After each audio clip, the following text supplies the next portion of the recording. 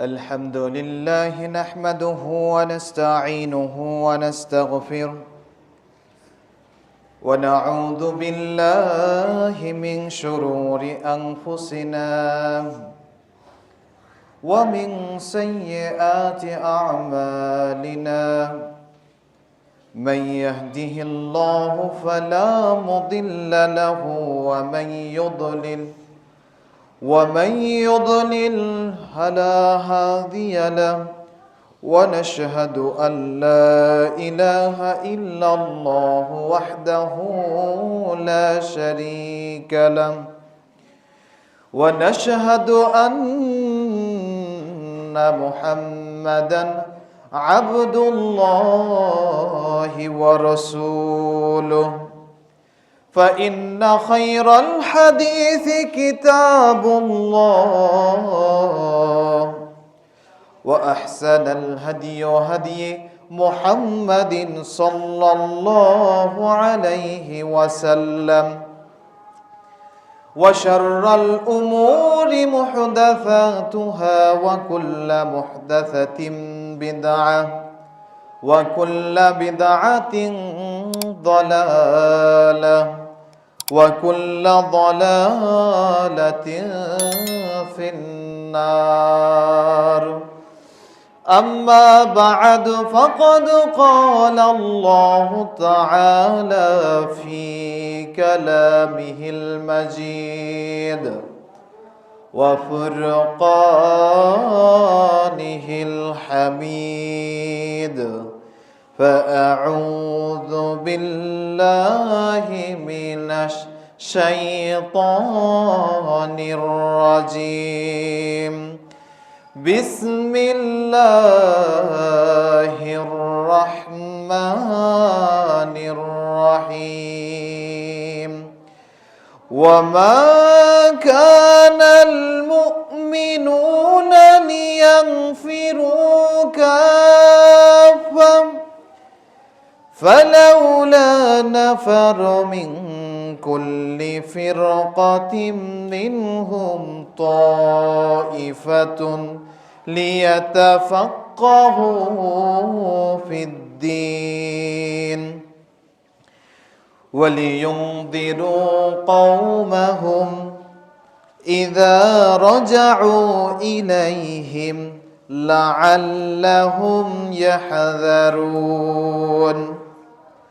وقال الله سبحانه وتعالى في آيات آخر ربي زدني علما وقال النبي صلى الله عليه وسلم في الحديث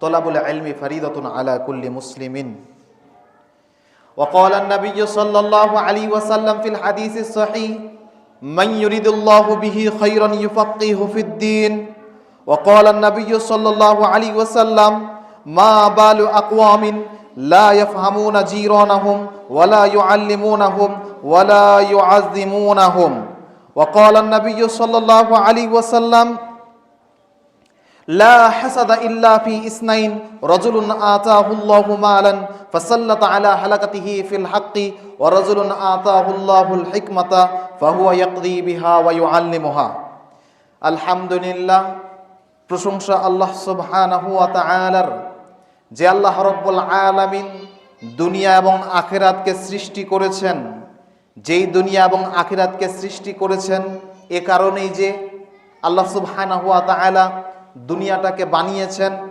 আমলের জায়গা এখানে কোনো হিসাব হবে না আর আখিরাত হলো এমন একটি জায়গা যেখানে মানুষের আমল থাকবে না কিন্তু হিসাব হবে এজন্য রাসূল সাল্লাল্লাহু আলাইহি ওয়াসাল্লাম বলছেন ইরতাহালাতিদ দুনিয়া মুদবিরাতান ওয়ারতাহালাতিল আখিরাতু মুকবিলাতান দুনিয়ার মানুষ শোনো পৃথিবীর এই গতানুগতি যে সময়টা রয়েছে এটা আস্তে আস্তে চলে যাচ্ছে ওয়ারতাহালাতিল আখিরাতু মুকবিলাতান আর আখিরাত তোমাদের সামনে আস্তে আস্তে চলে আসতেছে লিকুল্লি ওয়াহিদাতিন মিনহুমা বানুন প্রত্যেকেরই কিছু সন্তান রয়েছে একজনের সন্তান হলো আল্লাহ সুবহানাহু ওয়া তাআলার প্রিয় হাবিব বলতেছেন ফাকুনু মিন আবনাইল আখিরা, দুজনের যেহেতু কিছু সন্তান আছে অতএব তোমরা সন্তান হও আখেরাতের, অর্থাৎ আখেরাতমুখী হও। ওয়ালা তাকুনু মিন আবনাইদ দুনিয়া, কিন্তু মনে রেখো দুনিয়াতে আসো ঠিক আছে, এ কথা কখনো চিন্তা করবে না আমার এই দুনিয়া চিরকাল থাকবে, অতএব এ কথা মনে করার কোনোই সুযোগ নেই। অতএব তোমরা আখেরাতের সন্তান হও, দুনিয়ার সন্তান হইও না। এটা রাসূল সাল্লাল্লাহু আলাইহি ওয়াসাল্লাম নিষেধ করেছেন। এরপর বলছেন আল ইয়াউমা আমানুন লা হিসাব, পৃথিবীর মানুষ জেনে রাখো আজকের এই দুনিয়াটা হলো আমলের ক্ষেত্র, আমলের জায়গা। লা হিসাব, আব্দুল করিম সাহেবকে জিজ্ঞাসা করা হবে না, আব্দুল করিম সাহেব দুনিয়াতে তোমাকে পাঠিয়েছি, তোমার যে এই আজকে খারাপ কাজটা তুমি করেছো আজকে হিসাব দাও। কেউ একটা প্রাণী আপনার হিসাব নেবে না। কিন্তু কালকে যখন আপনি মৃত্যুবরণ করবেন, আখিরাত যখন আপনার চলে আসবে, সেদিন আল্লাহ সুবহানাহু ওয়া তাআলা বলছেন আল ইয়াউমা হিসাবুন লা আমালা, আজকে তোমার শুধু হিসাব নিব। কাল কি করেছো, আজ কি করেছো, ছোটবেলায় কি করেছো, যৌবনে কি করেছো, বৃদ্ধকালে কি করেছো, সমস্ত কিছুর হিসাব নিব। কিন্তু আজ কোনো আমল থাকবে না। অতএব বোঝা যাচ্ছে এই দুনিয়াটা হলো আমলের জায়গা, হিসাবের নয়। কিন্তু কাল কিয়ামতের মাঠে যখন আখিরাত চলে আসবে তখন শুধু হিসাবের জায়গা, আমলের কোনো সুযোগ থাকবে না। তো এই জন্য আল্লাহ সুবহানাহু ওয়া তাআলা এই দুটি জিনিস তৈরি করেছেন, দুনিয়া এবং আখিরাত। আমাদেরকে কার সন্তান হতে হবে?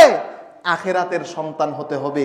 তাই আল্লাহ সুবহানাহু ওয়া তাআলার আমি শুকরিয়া আদায় করি যে আল্লাহ সুবহানাহু ওয়া তাআলা আজকের এই দিনে শুক্রবারের নামাজ আদায় করার তৌফিক দিয়েছেন, যেটা আখিরাতমুখী হওয়ারই প্রমাণ বহন করে। তাই সকলেই বলি আলহামদুলিল্লাহ। দুরুদ ও সালাম বর্ষিত হোক সেই প্রিয় নবীর উপর, যে বিশ্ব নবী বলছেন আমি আমার উম্মতকে দুই হাত দিয়ে কোমরকে শক্ত করে যেভাবে বাঁধে রাখে, আমি ঠিক এভাবেই তাদের কোমরকে শক্ত করে বাঁধে জাহান্নামের আগুন থেকে বাঁচানোর চেষ্টা করতেছি। কিন্তু এই দুনিয়ার মানুষ কেন জানি দুনিয়ার মোহে পড়ে, দুনিয়ার ভালোবাসায় লিপ্ত হয়ে দিন দিন তারা সেই জাহান্নামের দিকে পিপিলিকার দলের মতো তারা যেমন দল বাঁধে একটা থেকে আরেকটা জায়গায় যায়, মানুষও যেমন কেন জানি সেই জাহান্নামের পথে আস্তে আস্তে করে দৌড়িয়ে যাচ্ছে। আমি তাদের শক্ত করে ধরার চেষ্টা করছি, কেন জানি তারা আমার দুই হাতকে ভালোভাবে খুলে সেই জাহান্নামের মধ্যে দৌড়ে যাওয়ার চেষ্টা করতেছে। রাসূল সাল্লাল্লাহু আলাইহি ওয়াসাল্লাম এজন্য বলছেন সবসময় আখিরাতকে চিন্তা করো। যে বিশ্বনবী সবসময় উম্মতি উম্মতি বলে মানুষের জন্য ফানা করে দিয়েছেন, সে নবীর প্রতি আমরা দরুদ পাঠ করি, সকলে বলি সাল্লাল্লাহু আলাইহি ওয়াসাল্লাম। সম্মানিত উপস্থিতি, আমি আপনাদের সামনে কয়েকটি আয়াত এবং হাদিস তেলাওয়াত করেছি। আজকের আলোচনার বিষয়বস্তু হলো ইলম অর্জন করার ফজিলত এবং তার গুরুত্ব কি। আল্লাহ সুবহানাহু ওয়া তাআলার প্রিয় হাবিব, আগে আল্লাহর কথাই বলি। আল্লাহ সুবহানাহু ওয়া তাআলা পৃথিবীতে যখন ওহী নাজিল করলেন সর্বপ্রথম সেই ওহির কথা রাসূল সাল্লাল্লাহু আলাইহি ওয়াসাল্লামকে জানিয়ে বললেন। জিবরাইল আলাইহিস সালাম যখন রাসূলকে চিপে ধরলেন আর বললেন যে ইকরা বিসমি রাব্বিকাল্লাযী খলাক, ও বিশ্বনবী সর্বপ্রথম আপনাকে যেই ওহিটা আমি আপনাকে করতেছি আমার আল্লাহর পক্ষ থেকে আমি নিয়ে এসেছি, সেই ওহিটার নাম হলো ইকরা, তুমি পড়ো। তোমাকে পড়তে হবে, তোমাকে জানতে হবে। যদি তুমি জানো তোমার মাঝে যে মূর্খতা রয়েছে, তোমার মাঝে যে বর্বরতা রয়েছে, সব কিছু দূর হয়ে যাবে। অতএব তুমি ইকরা পড়ো। আল্লাযী ইকরা বিসমি রাব্বিকাল্লাযী খলাক, তোমার প্রতিপালকের নামে আল্লাযী খলাক, যিনি তোমাকে সৃষ্টি করেছেন। খলাকাল ইনসানা মিন আলাক, এগুলো সবগুলোই আল্লাহর গুণাগুণ বর্ণনা করতেছেন।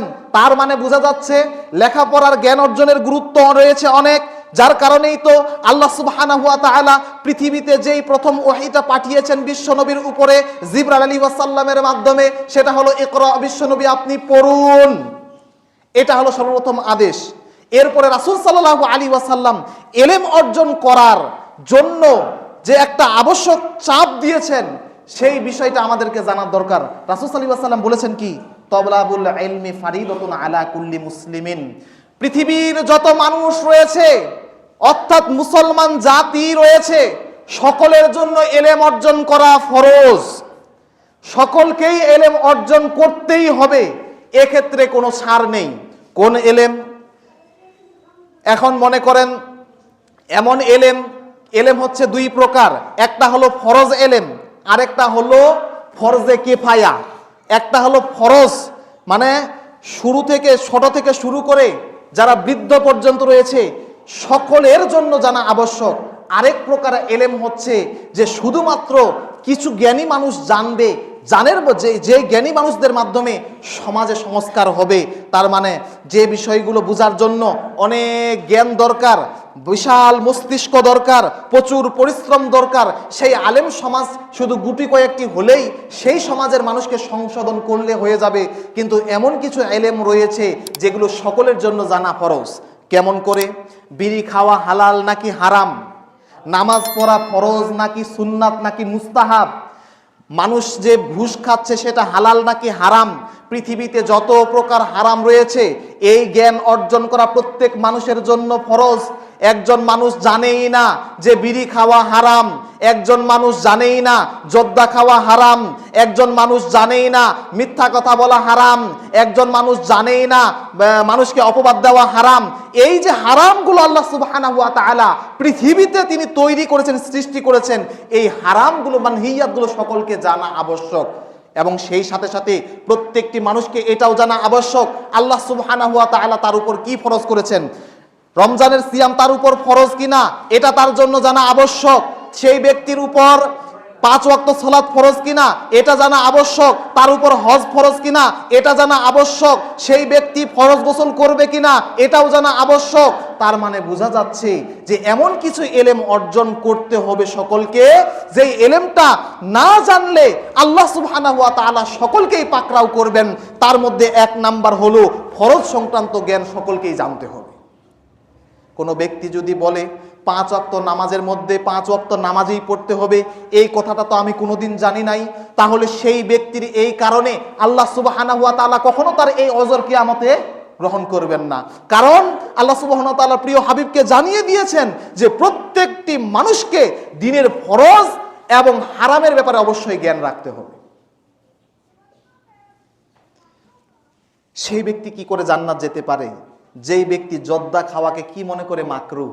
যে ব্যক্তি জর্দা খাওয়াকে মাকরুহ মনে করে, অথচ রাসূল সাল্লাল্লাহু আলাইহি ওয়াসাল্লাম বলছেন মা আসকারা কলিলুহু ফাকাসিরুহু হারাম। যে জিনিসটার সামান্য খেলে ব্রেনের ক্ষতি হয়, বিবেকের ক্ষতি হয়, সেই জিনিসটার বেশি খাওয়াটাও হারাম। তার মানে কোনো ব্যক্তি যদি 1 বস্তা জর্দা একদিনে খায়, সেই ব্যক্তির পরিণতি কি হতে পারে? সে কি স্বাভাবিক থাকতে পারবে? কখনোই স্বাভাবিক থাকতে পারবে না। সেই ব্যক্তি যদি ওই জর্দার সামান্য অংশটুকু ভক্ষণ করে তাহলে সেটাও হারাম। রাসূল সাল্লাল্লাহু আলাইহি ওয়াসাল্লাম মূলনীতি দিয়ে দিয়েছেন।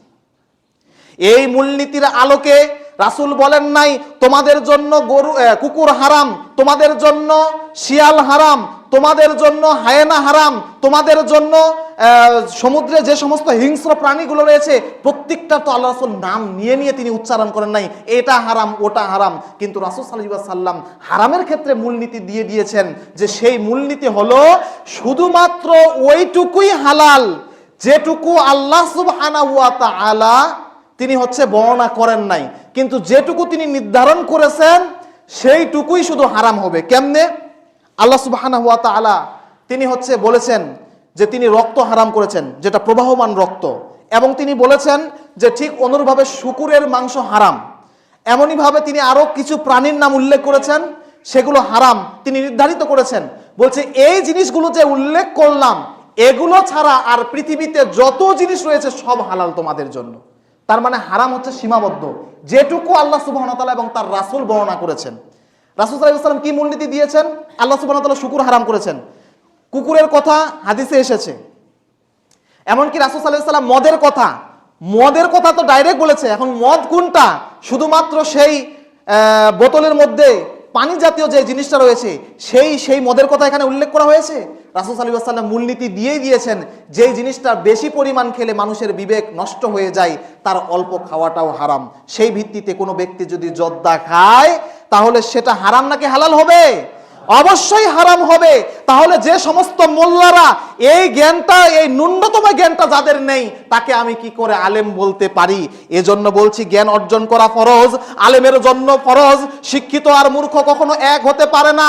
তাবলীগ জামাতের যে সমস্ত মানুষেরা গত কিছুদিন আগে যে নেককারজনক কাজটা করেছে, জাতিকে কলঙ্কিত করেছে, তারা কখনো শিক্ষিত সমাজ হতে পারে না। তাদেরকে আবার জ্ঞান অর্জন করা ফরজ হতে হবে। তাদের জন্য আবশ্যক। কি কারণে?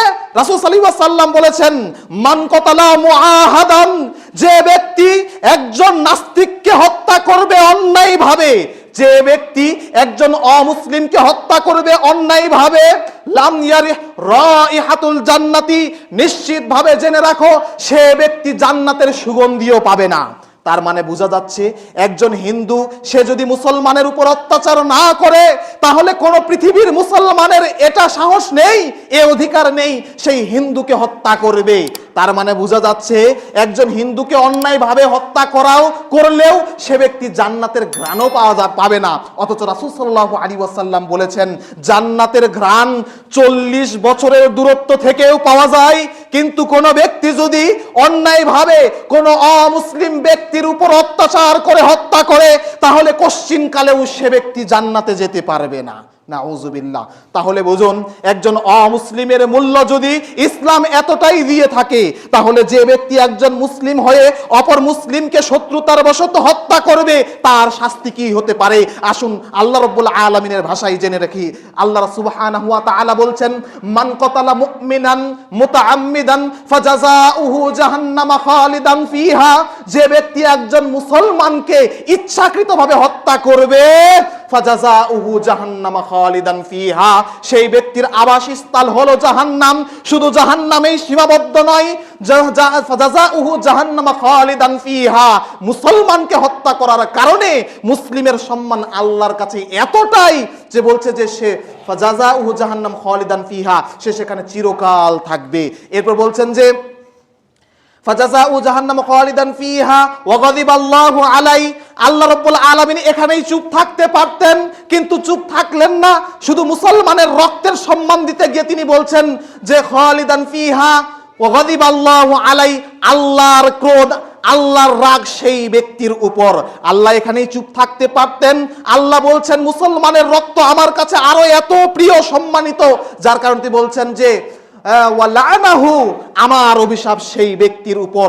আল্লাহ অভিশাপেই চুপ থাকতে পারতেন। একজন মুসলমানের রক্ত এতটাই মূল্য তার কাছে, তিনি বলছেন যে লানাহু ওয়া আদালাহু আযাবান, আল্লাহ তার জন্য কাল কিয়ামতের মাঠে কঠিন শাস্তির ব্যবস্থা রেখেছেন। আল্লাহ বলছেন আযাব বললে আমার জন্য যথেষ্ট ছিল, মুসলমানের রক্ত আমার কাছে এতটাই প্রিয়, আমি আযাবেই সন্তুষ্ট হই নাই, বলেছেন যে ওয়া আযাবান আলিমা, আমি তাকে যন্ত্রণাদায়ক শাস্তি দিব। শুধু কি তাই, আজকে সেই সমস্ত সাআদপন্থী আর জুবাইরপন্থী নামেই তারা মুসলমান রেখেছে, নামেই তারা ইসলামকে প্রচার করতেছে, কিন্তু এটুকু ন্যূনতম জ্ঞান তাদের মাঝে নেই। রাসূল সাল্লাল্লাহু আলাইহি ওয়াসাল্লাম বলছেন ইদাল তাকাল মুসলিমানে বিসাইফাইহিমা, যখন দুজন মুসলমান তরবারি দিয়ে লড়াই শুরু করবে, এরপরে বলছেন যে বিসাইফাইহিমা ফাল কাতিল ওয়াল মাকতুলু ফিন্নার, হত্যাকারী যে নিহত হয়েছে দুজনেই জাহান্নামে যাবে। একজন মুসলিম আরেকজন মুসলিমকে হত্যা করলে জান্নাতে যাবে? রাসূল সাল্লাল্লাহু আলাইহি ওয়াসাল্লাম জ্ঞান বলে দিয়েছেন যে ফাল কাতিল ওয়াল মাকতুলু ফিন্নার, যদি তরবারি দুজন মুমিন তাদের নিজের হাতে ধরে আর লড়াই করে যদি একজন মারাও যায়, তাহলে দুজনেই জাহান্নামে যাবে। এরপর রাসূল সাল্লাল্লাহু আলাইহি ওয়াসাল্লাম বলছেন, কি কথা বলছেন?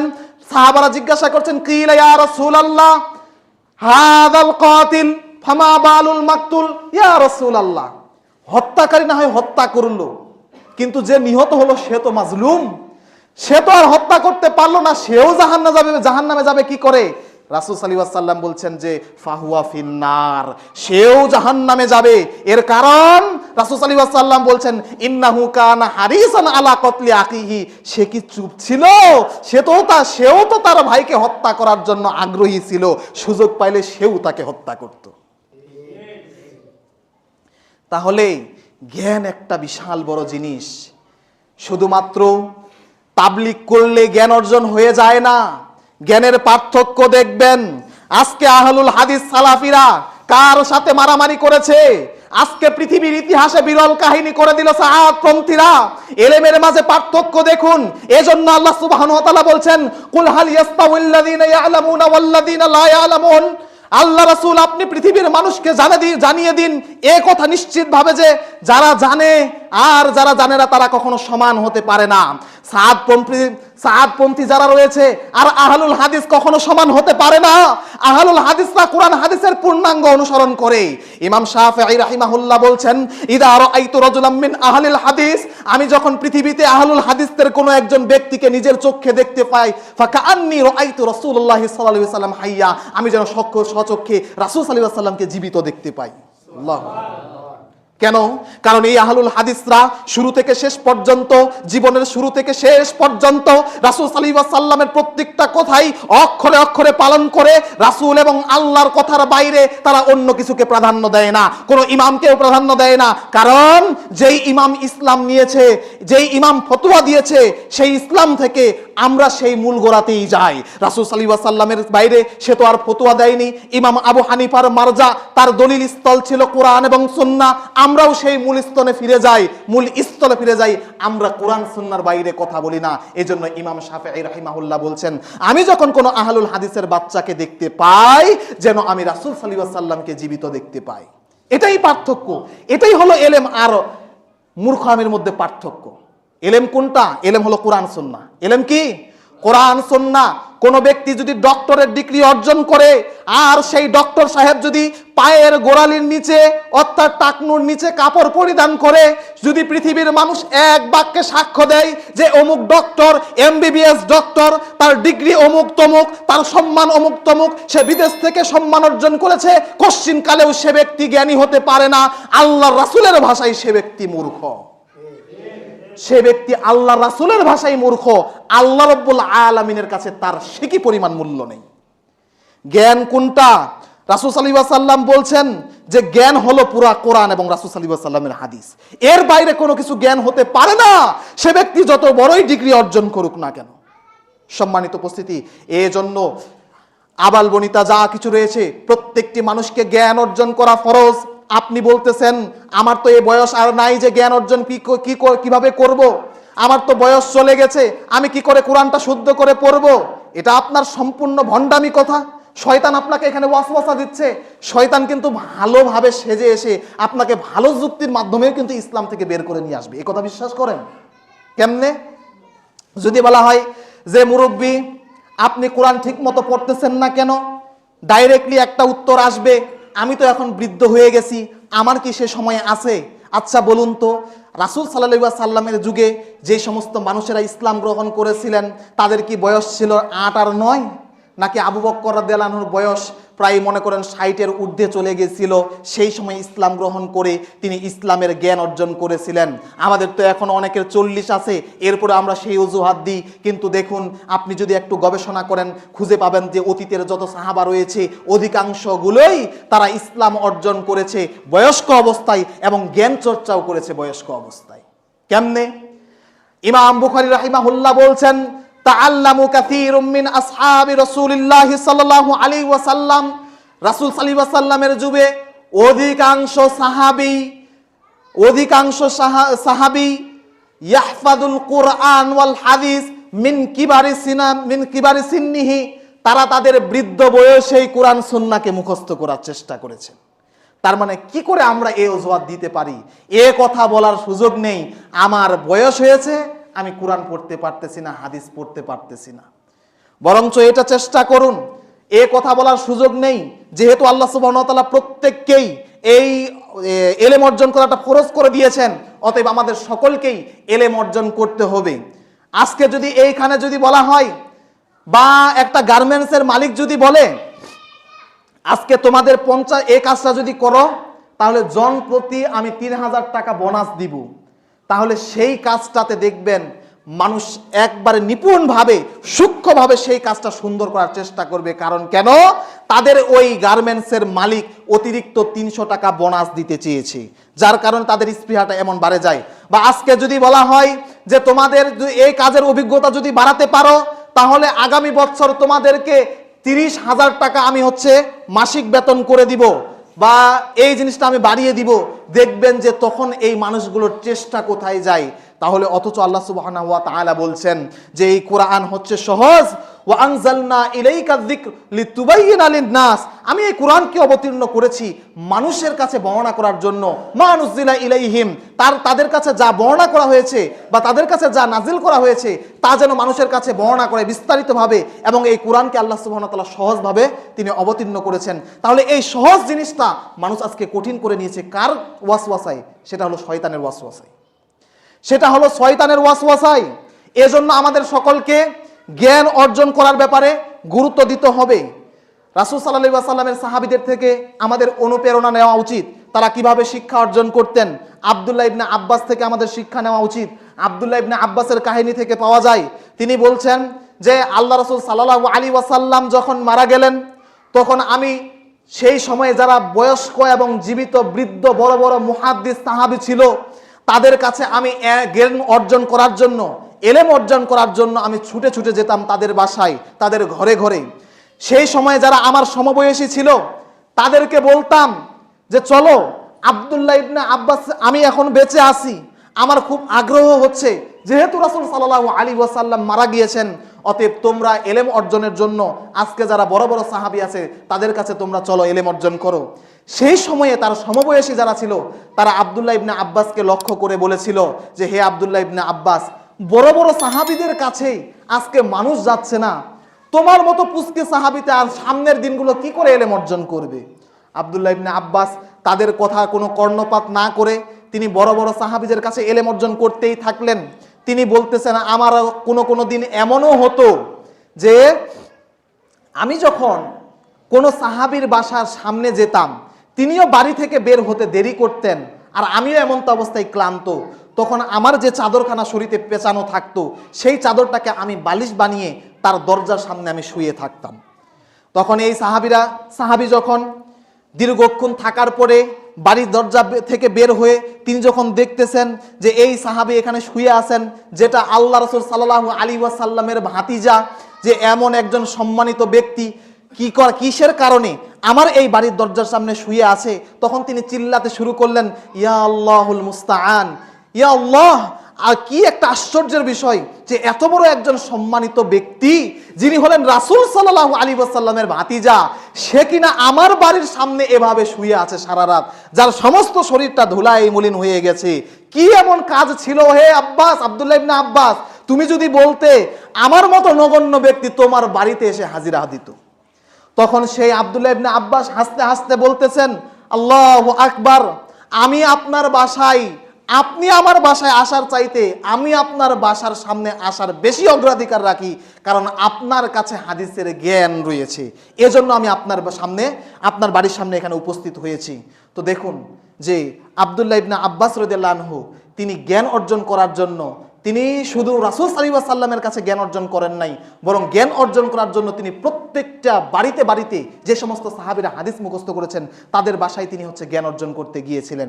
এরপরে যখন আব্দুল্লাহ ইবনে আব্বাস নিজেই বর্ণনা করতেছেন, যখন রাসূল সাল্লাল্লাহু আলাইহি ওয়াসাল্লামের সেই বড় বড় সাহাবীরা দুনিয়া থেকে একে এক করে বিদায় নিল, তখন মানুষেরা আমার বাসায় তখন ভিড় জমালো। এরপরে যখন এক একটা বিষয়ে ফতোয়া চাইলো, যেই সহপাঠীগুলো আমাকে ধিক্কার জানিয়েছিল, যেই সহপাঠীগুলো আমাকে টিটকারি করেছিল, সেই সমস্ত সহপাঠীদের মুখ থেকে এ কথা অনায়াসে বের হয়ে আসতেছিল, ওহে আব্দুল্লাহ ইবনে আব্বাস, তোমার ওই চেতনা আজও পর্যন্ত বহাল ছিল বলে আজকে কানা আফকাহু মিন্না, তুমি আমাদের সবচাইতে জ্ঞানী ব্যক্তিতে রূপান্তরিত হয়েছো।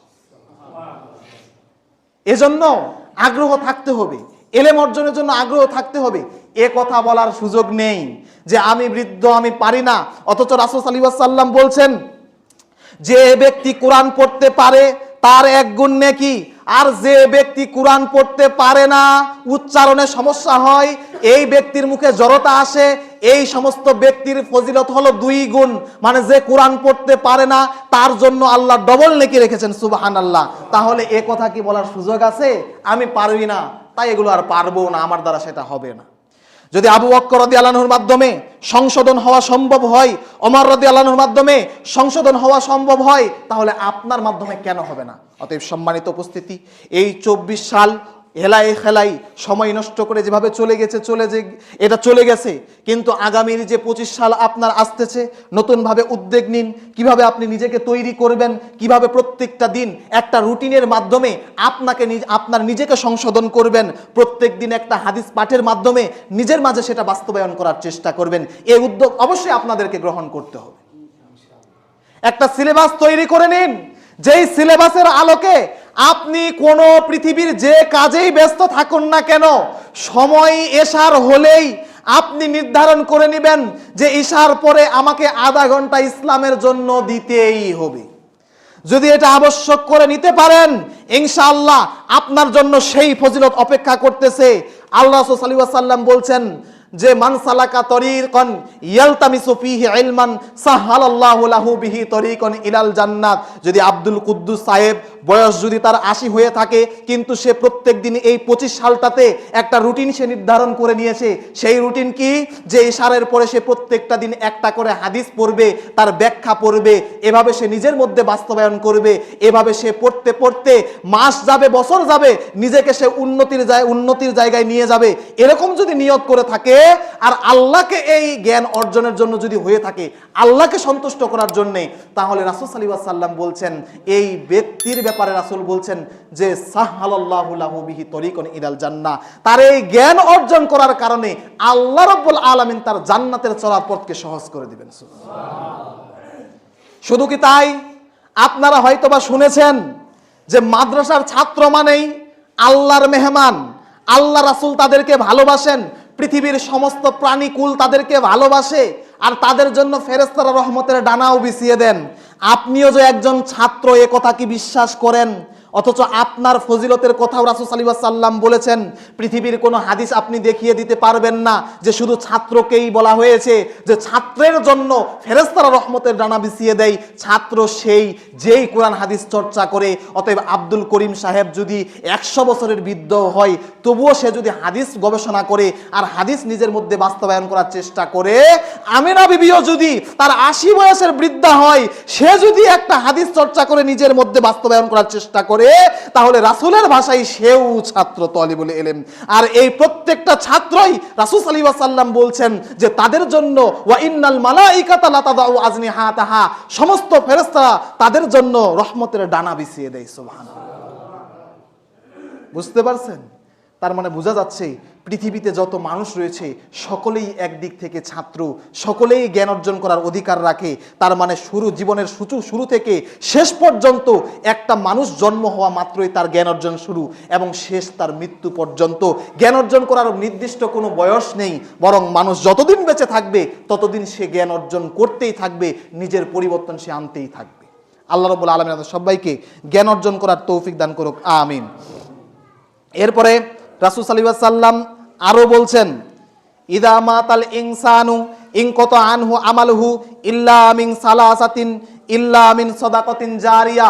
মানুষ যখন মরে যাবে, পৃথিবীর সব কিছু তার সাথে না গেলেও যে সমস্ত মানুষেরা তার সাথে বসবাস করে, তারাও তার সাথে কবর পর্যন্ত যাবে মাটি দিতে, কিন্তু মানুষের 3টা জিনিস ছাড়া সমস্ত কিছুই ফিরে চলে আসবে। তার মধ্যে একটা হলো ইল্লা মিন সাদাকাতিন জারিয়া, 1 নাম্বার হলো সদকায়ে জারিয়া। কোনো ব্যক্তি যদি তার দুনিয়াতে বেঁচে থাকা অবস্থায় একটা মসজিদ নির্মাণ করে দিয়ে যায়, সেই মসজিদের মধ্যে যতগুলো মুসলমান কিয়ামত পর্যন্ত সালাত আদায় করবে, সে মানুষ যদি মৃত্যুবরণ করে, আমরণ তার কবরে এই মসজিদের যতগুলো মানুষ মুসল্লি সালাত আদায় করছে, সকলের সওয়াব তার কবরে সদকায়ে জারিয়া হিসেবে পৌঁছাতে থাকবে। সুবহানাল্লাহ। এ সওয়াব কোনোদিন শেষ হবে না। মানুষ সে মরে যাবে, কিন্তু সে খুশিতে তৃপ্ত হয়ে যাবে যে আমি কি এমন একটা আমল করেছিলাম, আল্লাহ আমার কবরকে এমন আলোকিত করেছেন যে সেই মসজিদের কারণে আমার এই কবর আলোকিত হয়ে গেছে। শুধু সওয়াব আসতেই আছে, যার কোনো শেষ নেই। ঠিক অনুরূপভাবে কোনো ব্যক্তি যদি এই কাজটা করে যে আজকে এই মসজিদে যতগুলো মুসল্লি সালাত আদায় করছে, বা কোনো মসজিদে মুসল্লিরা সালাত আদায় করবে, তাদের সেই সালাত আদায়ের জন্য ওযু করতে লাগবে, ওযু করার জন্য একটা নলকূপ করে দেওয়া দরকার। সেই নলকূপের ব্যবস্থা সে ব্যক্তি যদি করে দিয়ে যায়, যতদিন পর্যন্ত সেই নলকূপের অস্তিত্ব এই পৃথিবীতে থাকবে, ততদিন পর্যন্ত সদকায়ে জারিয়া হিসেবে তার কবরে এই আমল নামা যেতেই থাকবে। তাহলে আমরা কি সেই নিয়ত করতে পারি না যে কিছু না করতে পারলে আমি তো একটা বিশ্ববিদ্যালয় দিতে পারবো না, কারণ সেই টাকা পয়সার মালিক হওয়ার যোগ্যতা তো আল্লাহ আমাকে দেয় নাই, কিন্তু সেই আল্লাহ তো একটা কোরআন দান করার মতো যোগ্যতা আমাকে দিয়েছে। যেই কোরআন পড়বে সেই সমস্ত ছাত্ররা, যেই ছাত্ররা হলো কোরআনের পাখি, যতদিন পর্যন্ত এই কোরআন তেলাওয়াত করতেই থাকবে আর নিজের আমল, নিজের জীবদ্দশায় সেটা বাস্তবায়ন করতে থাকবে, ততদিন পর্যন্ত সদকায়ে জারিয়া হিসেবে আপনার আমল নামায় সেটা যেতেই থাকবে। তার মানে বোঝা যাচ্ছে যে কাজটা ছোট হলেও সওয়াব হলো অনেক। এজন্য বুদ্ধিভিত্তিক মুসলিমদেরকে কাজ করতে হবে। কোন কাজটা করলে সওয়াব বেশি, কোন কাজটা করলে সারা জীবন আমি টেকসই একটা সওয়াব সেখান থেকে আমি পাবো, এই চিন্তা ভাবনা মুসলমানদের থাকতে হবে। সম্মানিত উপস্থিতি, তারপরে দ্বিতীয়টা হলো আও ইলমিন ইনতাফাউ বিহি, এই যে হাদিসের দ্বিতীয় অংশ, এখানেই মূল উদ্দেশ্য। সেটা কি? যে মানুষকে এমন এলেম অর্জন করতে হবে যেই এলেমের মাধ্যমে সে নিজে উপকৃত হয়, জাতীয় তার মাধ্যমে উপকৃত হয়। কোন এলেম? দোস্ত, আজকে অমুক জায়গায় একটা কনসার্ট হচ্ছে, সেখানে সেই দূর থেকে একজন নর্তকীকে নিয়ে আসা হয়েছে, চলো আজকে একটু এনজয় করি। পৃথিবী মানেই হলো এটা যে যতদিন থাকবো খাও দাও ফুর্তি করো আর আনন্দ করো। পৃথিবী হলো এটাই, নিজের মনকে কখনো কষ্টে রাখা যাবে না। পৃথিবী হলো এটাই, যদি একজন মেয়েকে ভালো লাগে সেটাই আপনার জন্য যথেষ্ট, আর দ্বিতীয়টা ভাবার চেষ্টা করো না। পৃথিবী হলো এটাই, যদি কোনো ব্যক্তির সিগারেট টানার প্রয়োজন করে বা ইচ্ছা হয়, মনের মধ্যে যদি চাহিদা আসে আমাকে সিগারেট খাবো, তাহলে সেখানেই খেয়ে নাও। দুনিয়াটা হলো খাও দাও ফুর্তি করো আনন্দের জায়গা, অতএব কোনো টেনশন করো না। যেদিন মরবা তার কিছুদিন আগে তুমি একটু ভালো হলেই যথেষ্ট হয়ে যাবে। এই সমস্ত কথাবার্তা যেই ব্যক্তি বলে তার বন্ধুকে ফুসলিয়ে ফাসলিয়ে পথভ্রষ্টতার দিকে নিয়ে যায়, এই এলেম উপকারী জ্ঞান নয়, বরং ওই এলেম উপকারী যে এলেম একজন বন্ধুকে বলবে, বন্ধু তুমি যে সিগারেট টানতেছো, না আছে এর কোনো উপকার, না এটা তোমার আখিরাতে কোনো কল্যাণ দিবে, না দুনিয়াবি কোনো কল্যাণ দিবে, অতএব এটা তুমি যদি খাও তাহলে তোমার 40 দিনের ইবাদত আল্লাহ কবুল করবে না। অতএব তুমি সতর্ক থাকো আর আল্লাহকে ভয় করো, তুমি কখনো এই জিনিসে দ্বিতীয়বার আর খাওয়ার চেষ্টা করবা না। এটা হলো উপকারী এলেম, এই এলেমের মাধ্যমে আপনাকে জান্নাতে নিয়ে যাবে। এজন্য রাসূল সাল্লাল্লাহু আলাইহি ওয়াসাল্লাম বলছেন, এমন এলেম অর্জন করো যে এলেম মানুষের উপকার করে এবং তোমার নিজেরও উপকার করবে। এরপরে বলছেন আও ওয়ালাদিন সালিহিন ইয়াদউ লাহু, সন্তান তো সকলেই জন্ম দিতে পারে, এমন সন্তানের কথা আল্লাহ রাসূল সাল্লাল্লাহু আলাইহি ওয়াসাল্লাম বলছেন যে সন্তান জন্ম দিলে পারলে আদর্শ পিতা হওয়া যায় না, সন্তান জন্ম দিতে পারলে আদর্শ মাতা হওয়া যায় না। সেই সন্তানের আদর্শ পিতা হতে পারে, আদর্শ মাতা হতে পারে যে সন্তানকে শিক্ষা দিবে, ইয়া বুনাইয়া লা তুশরিক বিল্লাহ। লুকমান হাকিম যখন তার ছেলেকে জন্ম দিল, ছেলেকে প্রথম উপদেশ করেছিল, ইয়া বুনাইয়া লা তুশরিক বিল্লাহ, হে বৎস তুমি আল্লাহর সাথে শিরিক করবা না, কারণ তুমি যদি আল্লাহর সাথে শিরিক করো তাহলে পৃথিবীর যত আমল করেছো তুমি সব আমল বরবাদ হয়ে যাবে। এমন পিতামাতা হওয়া যাবে না যে পিতামাতা আদেশ করে যে বাবা তুমি যদি তাবিজ না পড়ো তাহলে অমুক জায়গার যে ভূত রয়েছে, জিন রয়েছে, সেটা তোমাকে আক্রমণ করবে। অতএব তাবিজ তুমি একটা নয়, তুমি এখানে একটা তাবিজ পড়ো, এখানে পড়ো, গলায় পড়ো, পায়ে পড়ো, যাতে তোমাকে জিন না ধরতে পারে। অতএব আদর্শ পিতামাতা হলো তিনি যে পিতামাতা তাওহীদ শিক্ষা দিবে সন্তানকে যে বাবা পৃথিবীর যত জিনিসেই থাক না কেন, যত ওলিয়া উলিয়ার ক্ষমতাই থাক না কেন, জিন শয়তান তোমার ততক্ষণ পর্যন্ত ক্ষতি করতে পারবে না যতক্ষণ আমার আল্লাহ না চায়। এর নামই হলো তাওহীদ এবং তাওয়াক্কুল আলাল্লাহ, আল্লাহর উপর ভরসা। এগুলো শিক্ষা দিতে হবে। এজন্য বলছি যে এমন সন্তান পৃথিবীতে রেখে যাবেন যে সন্তান আপনার জন্য ইয়াদউ লাহু, আপনার জন্য দোয়া করবে, আপনার জন্য কাজে আসবে। আপনি মরে গেলেও, আপনি মরে যাওয়ার পরে আপনার জন্য আপনার সন্তান তার জীবদ্দশায় দুহাত তুলে আল্লাহর কাছে একথা বলবে, রব্বির হামহুমা কামা রব্বায়ানি সগীরা। আল্লাহ আমার পিতামাতা এই দুনিয়া থেকে চলে গেছে ঠিক আছে, কিন্তু আল্লাহ আমার পিতামাতাকে তুমি সেই কবরের মধ্যে ঠিক সেভাবে স্নেহ মায়া মমতা দিয়ে রাখিও যেভাবে তারা আমাকে দুনিয়াতে রেখেছিল, স্নেহ মায়া মমতা দিয়ে। এভাবে সে দোয়া করতে থাকবে। এমন সন্তান আপনারা তৈরি করে যাবেন। তো সম্মানিত উপস্থিতি, তাহলে দেরি কেন? আজকে সঠিক জ্ঞান আপনাদের দেওয়ার মতো নির্ভরযোগ্য প্রতিষ্ঠান আশেপাশে নেই। সঠিক জ্ঞান দেওয়ার মতো নির্ভরযোগ্য প্রতিষ্ঠান আপনাদের আশেপাশে নেই, একথা আমি চূড়ান্তভাবে বলতে পারি। যে সন্তান, এজন্য রাসূল সাল্লাল্লাহু আলাইহি ওয়াসাল্লাম বলছেন যে যদি কোনো সন্তানকে শিক্ষা দিতেই হয় তাহলে ছোট থেকে ভালো শিক্ষা দিতে হবে। কারণ এবং কবি সাহেব নিজেও বলেছেন যে সন্তান হলো সে কাদার মতো, যে কাদাকে পানি দিয়ে, হালকা পানি দিয়ে তাকে যেভাবে ঘুরাতে চাও সেভাবে সেই মাটি ঘুরবে, কিন্তু যদি একবার শক্ত হয়ে যায় সে মাটিকে ঘোরানো আর সম্ভব হয় না। তাই ছোট থাকতেই সন্তানকে ভালো শিক্ষা দিতে হবে। যদি সন্তানকে ছোট থাকতেই যদি শিক্ষা দেন প্রেম জিনিস, প্রেম মানেই হলো রাসূল সাল্লাল্লাহু আলাইহি ওয়াসাল্লাম প্রেম করেছেন, অতএব প্রেম হলো পবিত্র, তাহলে যে ব্যক্তি করবে তাহলে সে পবিত্র জিনিসেই করতেছে। এই শিক্ষা যদি নিয়ে থাকে সে সন্তানকে আদৌ শিক্ষা দেওয়া যাবে না, প্রেম মানেই হলো জেনা। এজন্য বলছি যে সন্তানকে ছোট থেকে শিক্ষা দিতে হলে অবশ্যই আপনাকে সঠিকটাই শিক্ষা দিতে হবে। সে সন্তান যদি ছোট থেকেই ভুল শিক্ষা নিয়ে তো বড় হয় তাহলে আদৌ সে সন্তানকে ভালো করা যাবে না। তাই সম্মানিত উপস্থিতি, আশেপাশের প্রতিষ্ঠান দেখুন না, তাবলিগ পন্থীদের যদি ভালো বলেন কি করে তারা ভালো হতে পারে, অথচ রাসূল তাদের বিরুদ্ধেই বলেছেন যদি দুজন মুসলমান দুজনকে লড়াই করার মাধ্যমে একজন আরেকজনকে হত্যা করে তাহলে দুজনেই জাহান্নামী। তাহলে কোথায় আপনি সঠিক এলেম পাবেন? আরেক শ্রেণীর মানুষ রয়েছে যারা এ আকীদা বিশ্বাস করে, যারা বলে যে হিল্লা বিবাহ হারাম। কি হারাম? হালাল। হিল্লা বিবাহ হালাল, অথচ এটা ধিক্কারজনক একটা কাজ। কিছুদিন আগে এই কাহিনী হয়ে গেল, মাদ্রাসার এক মুহতামিম সাহেব যিনি প্রিন্সিপাল, তিনি তার কাছে সেই দূর থেকে আসা, নোয়াখালী মনে হয়, নোয়াখালী না হচ্ছে লক্ষ্মীপুর, নওগাঁ, সেই নওগাঁ থেকে আসা একজন বোন বা একজন হচ্ছে পুরুষ, তারা ফতোয়া নিতে এসেছে ওনার কাছে। বলতেছে যে আমি তো তাকে 3 তালাক দিয়েছি, তাকে আবার ফিরিয়ে নিতে চাই, তাহলে আপনি কি ফতোয়া দেন? এই হানাফিরা, এই মাযহাবিরা যারা মাযহাবকে এতটাই অন্ধ অনুসরণ করে, শুধু মাযহাবের সাথে তারা একটা নেক্কারজনক হিলা বিবাহর মতো তারা হচ্ছে এই জিনিসটাকে তারা হালাল করার চেষ্টা করছে। তিনি ফতোয়া দিলেন কি? বলতেছেন যে যেহেতু আপনি তাকে ফিরিয়ে নিতে চান তাহলে তাকে আরেকটা বিবাহ দিতে হবে, তারপরে সেই ব্যক্তি আবার তালাক দিবে, তারপর তার কাছে ফিরিয়ে নিতে হবে। তো মসজিদের ইমাম সাহেব বাইরে পাহারা দিলেন, শুধু ফতোয়াই দেন নাই, মুদির প্রিন্সিপাল নিজেই বলছেন যে আমাকে দেন, আমার সাথে বিবাহ, আমি হচ্ছে কাজ সম্পূর্ণ করে নিই, তারপর আমি তালাক দিব, তারপর আপনি নিয়ে নেবেন।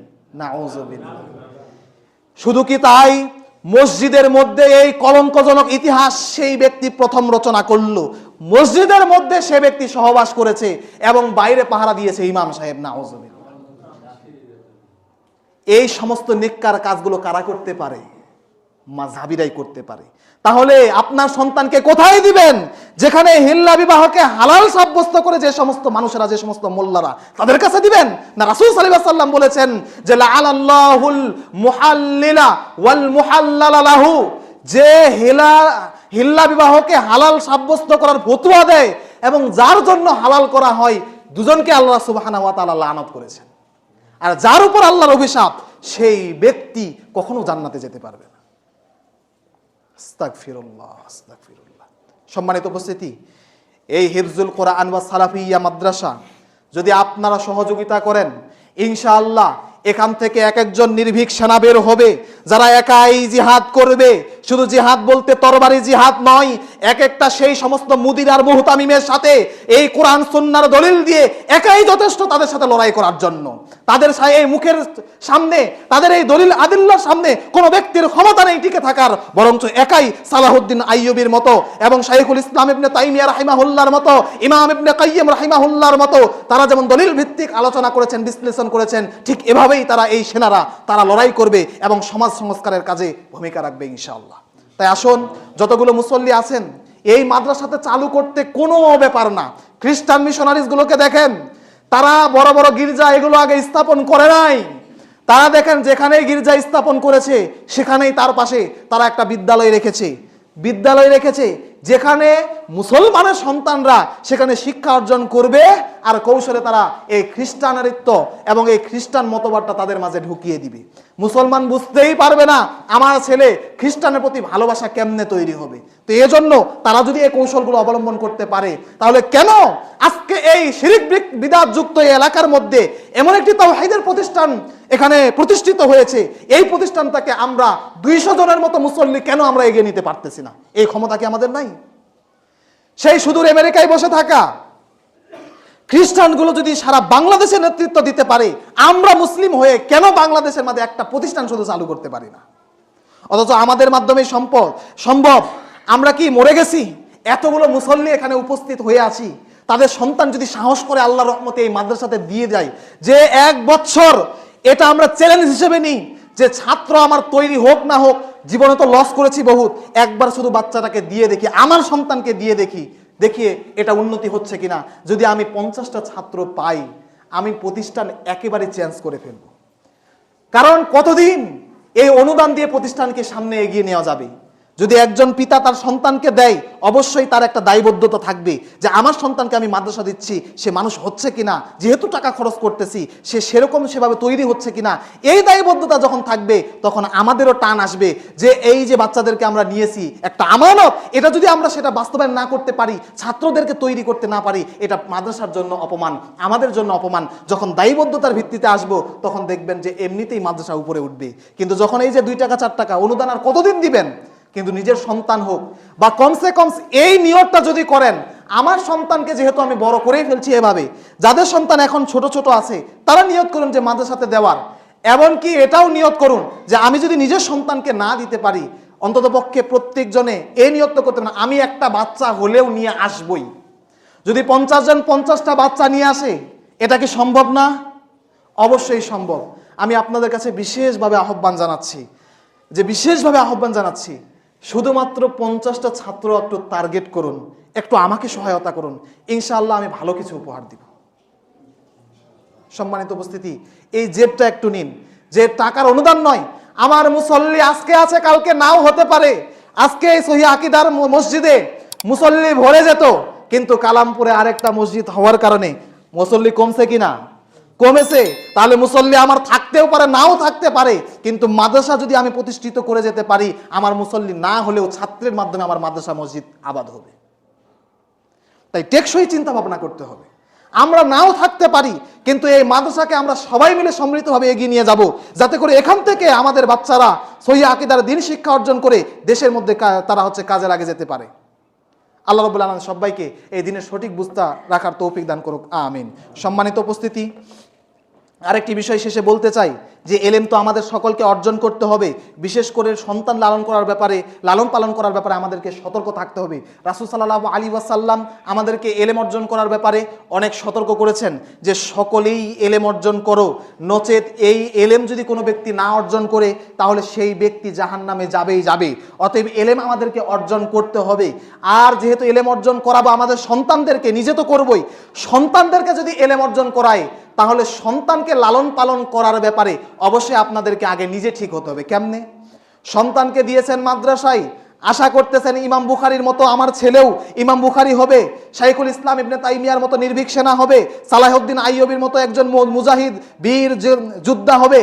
এরকম যদি আপনি আশা করেন, কোশ্চিনকালেও সে সন্তান আলেম শাইখুল ইসলাম ইবনে তাইমিয়া ইমাম বুখারীতে রূপান্তরিত হবে না, যতক্ষণ পর্যন্ত না আপনি সুদের টাকা বর্জন করেন, যতক্ষণ পর্যন্ত না আপনি রাসূল সাল্লাল্লাহু আলাইহি ওয়াসাল্লামের যে বলছেন যে তোমরা দাড়ি ছেড়ে দাও, সেই দাড়ি মোবারক আপনারা যতক্ষণ পর্যন্ত সুন্দরভাবে ছেড়ে না দিবেন, ততক্ষণ পর্যন্ত সেই সন্তানকে আলেম হওয়ার ব্যাপারে আপনারা আশা করতে পারবেন না।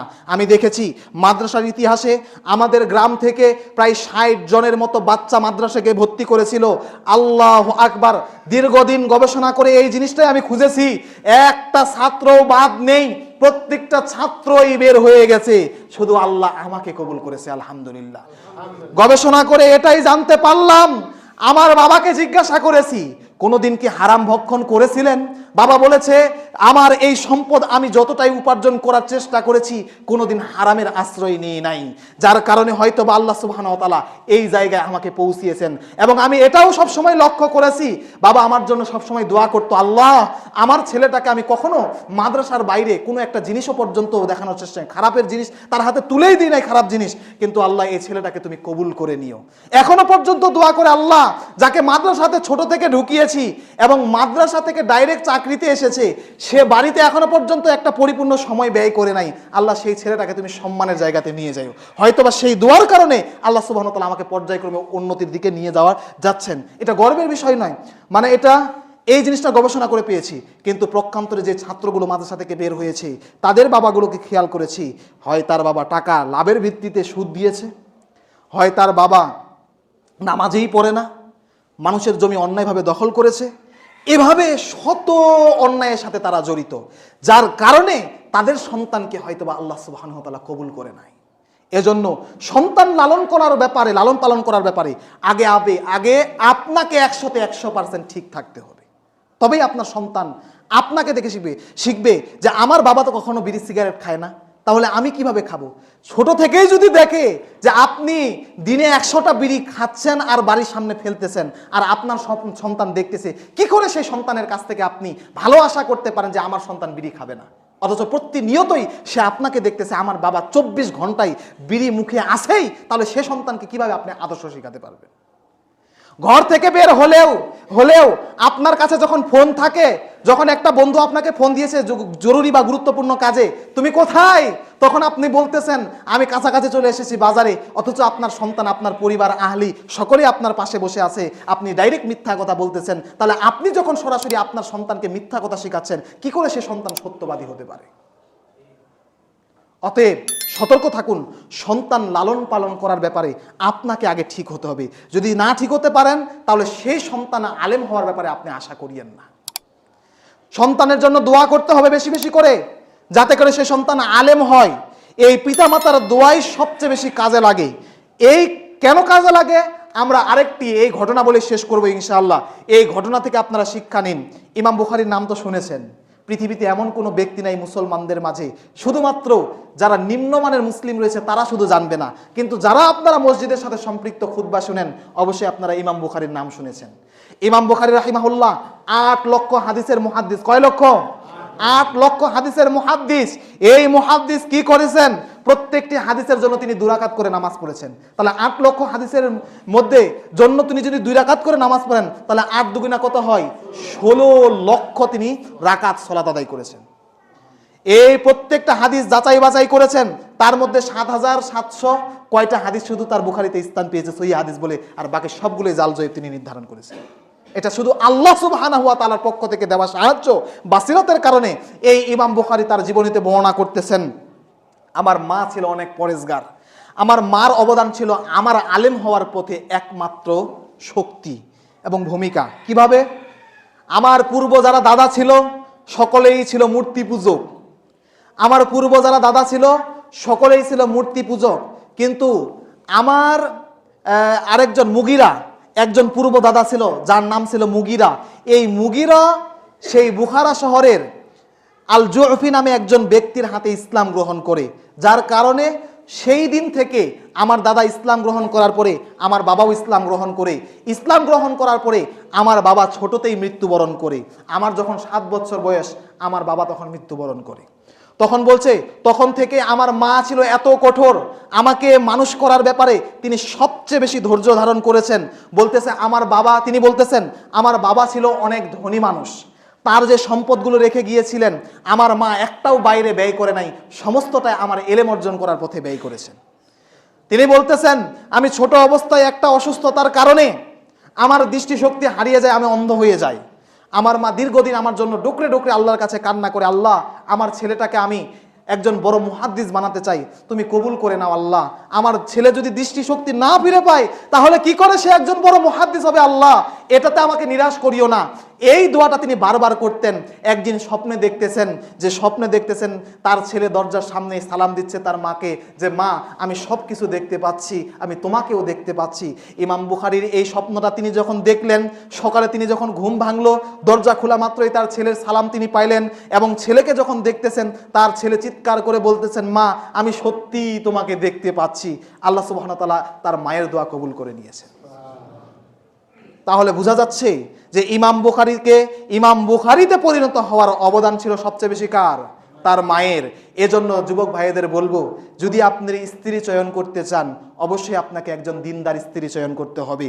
যদি ইমাম বুখারীর মায়ের মতো এই মাদেরকে আপনারা বিবাহ করতে পারেন, ইনশাআল্লাহ ওদের ভবিষ্যতে আপনার ঘরের মধ্যে একজন ইমাম বুখারী বের হয়ে আসবে ইনশাআল্লাহ। এর চেয়ে সৌভাগ্য কি হতে পারে? ঈসা মাদানী যাত্রাবাড়ির মুহাদ্দিস, নাম তো শুনেছেন, শায়েখ ঈসা মাদানী, হয়তো অনেকে শুনেছেন অনেকে শুনেন নাই। এই ঈসা মাদানী মুহাদ্দিস, তিনি উস্তাদ, আমার উস্তাদের উস্তাদ, তার মানে কত বয়স। তো তার ছেলে আলেম, তার মেয়ে আলেম, তার জামাই আলেম, তিনি নিজেই আলেম। তিনি একজন মহিলাকে বিবাহ করেছেন সাধারণ ঘরের, যিনি অক্ষরে নিজের নামটাও পর্যন্ত লিখতে পারেন না। এর চেয়ে সৌভাগ্য কি হতে পারে? তিনি তার স্ত্রী যখন মৃত্যুবরণ করলো, তার স্বামী নিজে জানাজা পড়াচ্ছেন, পিছনে তার ছেলে আলেম, তিনিও কান্না করে দোয়া করতেছেন, তার জামাই আলেম, তিনিও কান্না করে দোয়া করতেছেন। একজন সাধারণ মহিলার জন্য এতগুলো আলেমের সম্ভার ভান্ডার যদি তার আগে পিছে সবাই দোয়া করে, তাহলে তার মতো সৌভাগ্যবান স্ত্রী আর কে হতে পারে? এজন্য আপনারা আলেমদেরকে ঘৃণা করবেন না, কারণ আল্লাহ সুবহানাহু ওয়া তাআলা এবং তার রাসূল যাদেরকে সম্মান দিয়েছেন, যে আলেমদের তোমরা সম্মান করো। এমনকি আব্দুল্লাহ ইবনে মাসউদ তিনি বলছেন, যদি আলেমকে সম্মান করতে না পারো, তবু এটা নিজের মধ্যে জেদ রাখো, কোন আলেমান, হয় নিজে আলেম হও, না হলে আও মুতাআল্লিমান, নয় আলেমের ছাত্র হও, আও মুহিব্বান, যদি ছাত্র হতে না পারো তাহলে আলেমের হিতাকাঙ্ক্ষী হও, তাকে ভালোবাসার চেষ্টা করো, আও মুত্তাবিয়ান, যদি ভালোও না বাঁচতে পারো, মন থেকে যদি না আসে, তাহলে সেই আলেমের অনুসরণ করার চেষ্টা করো। তার মানে বোঝা যাচ্ছে আলেমের মর্যাদা কতটুকু হলে আব্দুল্লাহ ইবনে মাসউদ এই কথা বলতে পারে, হয় আলেম হও, না হয় আলেমের ছাত্র হও। আলেমের ছাত্র হওয়ার যোগ্যতা যদি না থাকে, তাহলে আলেমকে ভালোবাসো, যদি ভালোবাসার যোগ্যতাও না থাকে, সে আলেমের তুমি অনুসারী হও। এরপরে তিনি এই কথা বললেন, কারণ এলেমের চাইতে পৃথিবীর সবচাইতে দামি বস্তু আর হতে পারে না। এজন্য রাসূল সাল্লাল্লাহু আলাইহি ওয়াসাল্লাম এবং আল্লাহ সুবহানাহু ওয়া তাআলা বলছেন, যারা ঈমান এনেছে এবং যারা এলেম অর্জন করেছে, আল্লাহ তাদের মর্যাদাকে অনেক উপরে বাড়িয়ে দেন। সুবহানাল্লাহ। এজন্য আপনারাও এলেম অর্জন করুন। প্রত্যেকটা দিন আজ থেকে নিয়ত করুন, আপনার ছেলেকে মাদ্রাসায় দিবেন, এটা আপনি আগে প্রথমে নিয়ত করুন। নিয়তটাকে আগে শুদ্ধ করতে হবে, তাই না? রিজিকের মালিক তো আল্লাহ, তাই না? আপনি না ভাবলেও আপনার এই সন্তানের রিজিক 50,000 বছর সৃষ্টির 50,000 বছর পূর্বে কি করছে? নির্ধারণ করে রেখেছে। অতএব আপনি যদি 2টা বিয়ে করেন, তাদেরও রিজিক আল্লাহ নির্ধারণ করে রেখেছেন। তার মানে আপনি ডক্টর হলেই যে আপনি রিজিক নির্ধারণ হবে এমনটা কিন্তু না। আপনি জন্মগ্রহণ করলে কোন পন্থায় আপনাকে রিজিক আল্লাহ দিবে সেটা আপনি কল্পনাও করতে পারবেন না। আজকে 20 টাকা আপনি অর্জন করবেন, সেটা আপনি আলেম হয়েও অর্জন করতে পারবেন, আপনি ডক্টর হয়েও করতে পারবেন, কারণ রিজিকটা আল্লাহর কাছে নির্ধারিত। যেই দিনে যতটুকু দেওয়ার কথা আল্লাহ সেই দিনে ততটুকুই দিবে, তবে আপনাকে নিয়তটা আগে শুদ্ধ করতে হবে। আর এটা সর্বশেষ কথা, এটা কখনোই আপনি একসাথে মানিয়ে নেবেন না যে এলেম অর্জন করলে আমার ছেলে চাকরি করবে, এলেম অর্জন করলেই আমার ছেলে চাকরি করবে। এই এলেম অর্জন করলেই বা জ্ঞান অর্জন করলে, লেখাপড়া করলেই যে আমার ছেলে মেয়ে চাকরি করবে, এটা হলো সেই ইহুদি এবং খ্রিস্টান নাসারা যে সময় ইংল্যান্ড আমাদের উপর নেতৃত্ব চালিয়েছিল 200 বছর, সেই কলোনিয়াল সিস্টেম আমাদের উপর চাপিয়ে দিয়েছে যে চাকরি করো, তাহলে তোমরা শান্তিতে থাকবা, তোমাদের সংসার সুখে থাকবে। সেই গোলামি সিস্টেমটা এখনো পর্যন্ত চলে আসতেছে। এলেম হলো নিজের এই বিবেকটাকে সমৃদ্ধ করা। এলেমের উদ্দেশ্য কি? নিজের বিবেককে সজাগ করা, সমৃদ্ধ করা। এটার সাথে রিজিকের কোনো সম্পর্ক নাই।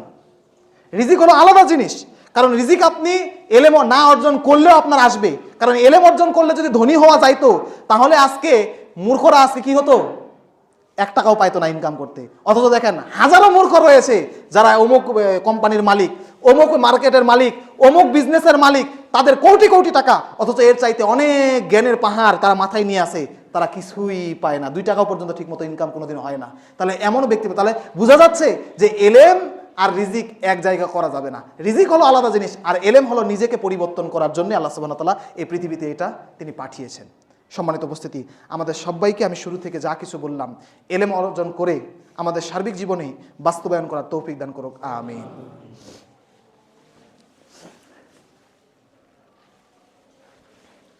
আলহামদুলিল্লাহিল্লাযী হাদানা ইলা সিরাতিল মুস্তাকিম ওয়া আনজালা ইলাইনাল কুরআনাল আযীম ওয়া আনআমা আলাইনান নি'মাল ওয়াফির ওয়া আখরাজানা মিন আসারিহিল হাদীকিল খাতির ওয়া জাআলানা মিনাল মুওয়াহিদিনাল মুহতাদিন ওয়া জান্নাবনা মিনাশ শাইতানি ওয়া কাইদিহিল আমিক ওয়া সালাতু ওয়াসসালামু আলা নাবিয়্যিন হাদিল মাহিল আমিন আল্লাযী ক্বাদ আকলা আশ-শিরকা মিনাল মুস্তামা ওয়া মাহাহু বিনূরিল কুরআনিল হামিদ।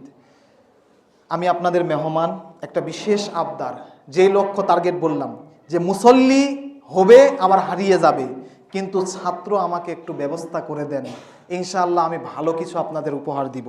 আমাকে সহায়তা করুন এই দিনগুলোতে। একজন অন্ততপক্ষে, যতগুলো মুসল্লি আছে, একটা করে ছাত্র শুধু নিয়ে আসার চেষ্টা করুন। যেভাবেই হোক মানুষকে বুঝিয়ে চাইয়ে, যেভাবেই হোক যে একবার ছেলেটাকে দেন 1 বছরের জন্য, এভাবে যদি নিয়ে আসতে পারেন, শুধু জ্ঞান অর্জন করলে যে সওয়াব হবে এমনটা না। ছাত্র নিয়ে আসে, আপনি যদি এই পথে যদি সে যদি লেগে থাকে আর আলেমে পরিণত হয়, তাহলে এর সওয়াব সদকায়ে জারিয়া হিসেবে আপনারও আমলনামায় যুক্ত হতে থাকবে ইনশাআল্লাহ। সম্মানিত উপস্থিতি, যারা এই মসজিদের জমি দান করেছেন এবং যে সমস্ত কমিটিরা শ্রম দিচ্ছেন, আলহামদুলিল্লাহ যথার্থ সময় তারা ব্যয় করতেছেন, আল্লাহ সুবহানাহু ওয়া তাআলা তাদের সময়, শ্রম এবং তাদের দান সাদকাকে কবুল করে নিন, আমিন। শুধু তাই নয়, আমার এই প্রিয় মুহিব্বিন যারা আপনারা আমার সামনে উপস্থিত আছেন, আর্থিকভাবে অজান্তেই দেখি আমার বাক্সতে যে দান বক্সগুলো রয়েছে আপনারা বিভিন্নভাবে টাকা দিয়ে সহায়তা করতেছেন এবং অনেকে আছেন যারা ছাত্র দিয়ে আমাকে সাহায্য করতেছেন। আল্লাহ সুবহানাহু ওয়া তাআলা সবারই এই সহযোগিতাকে কবুল করে নিন, আমিন। এবং সেই সাথে দোয়া করে আল্লাহ রাব্বুল আলামিন এই প্রতিষ্ঠানটাকে যেন কিয়ামত পর্যন্ত কবুল করে নেন এবং এই প্রতিষ্ঠানকে যেন আরও উপরে নিয়ে যান। আল্লাহ রাব্বুল আলামিন সেই সুযোগ, সেই সহযোগিতা যেন সার্বিক থেকে তিনি যেন সহজ করে দেন। হে আল্লাহ, তুমি সেই তৌফিক দান করো, আমিন। সেই সাথে দোয়া করছি আমরা যেন প্রত্যেকেই 5 ওয়াক্ত নামাজি হিসেবে আল্লাহ সুবহানাহু ওয়া তাআলার কাছে পারি জমাতে পারি। আল্লাহ তুমি আমাদের সবাইকে 5 ওয়াক্ত নামাজি হিসেবে কবুল করে নাও, আমিন। বারাকাল্লাহু লানা ওয়া লাকুম ফিল কোরআনিল আযীম ওয়া নাফা'না ওয়া ইয়্যাকুম বিল আয়াতি ওয়াজ যিকরিল হাকীম ইন্নাহু তাআলা জাওয়াদুন কারীমুন মালিকুম বারুর রহিম। সুবহানাকাল্লাহুম্মা বিহামদিকা আশহাদু আল্লা ইলাহা ইল্লা আনতা আস্তাগফিরুকা ওয়া আতুবু ইলাইক। আসসালামু আলাইকুম ওয়া রাহমাতুল্লাহি ওয়া বারাকাতুহু।